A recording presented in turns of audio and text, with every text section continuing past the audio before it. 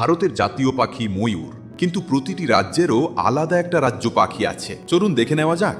ওডিশা, তেলেঙ্গানা আর কর্ণাটকের রাজ্য পাখি হল নীলকণ্ঠ। কেরালা আর অরুণাচল প্রদেশের রাজ্য পাখি হল ধনেশ। ছত্তিশগড় আর মেঘালয়ের রাজ্য পাখি পাহাড়ি ময়না।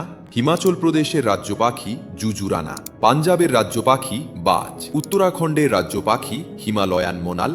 হরিয়ানার রাজ্য পাখি কালো তিতির। উত্তরপ্রদেশের রাজ্য পাখি সারস। বিহারের রাজ্য পাখি চড়ুই। ঝাড়খণ্ডের রাজ্য পাখি কোকিল। পশ্চিমবঙ্গের রাজ্য পাখি সাদাগলা মাছরাঙা। মধ্যপ্রদেশের রাজ্য পাখি দুধরাজ। রাজস্থানের রাজ্য পাখি গডওয়ান। মহারাষ্ট্রের রাজ্য পাখি হরিয়াল। গোয়ার রাজ্য পাখি লালগলা বুলবুল। আন্ধ্রপ্রদেশের রাজ্য পাখি রামচিলুকা। আর তামিলনাড়ুর রাজ্য পাখি মরকত পায়রা। সিকিমের রাজ্য পাখি রক্ততিতির। আসামের রাজ্য পাখি দেবহাঁস। নাগাল্যান্ডের রাজ্য পাখি ব্লাইথ স্ট্র্যাগোপ্যান। মণিপুরের রাজ্য পাখি নঞ্জিন।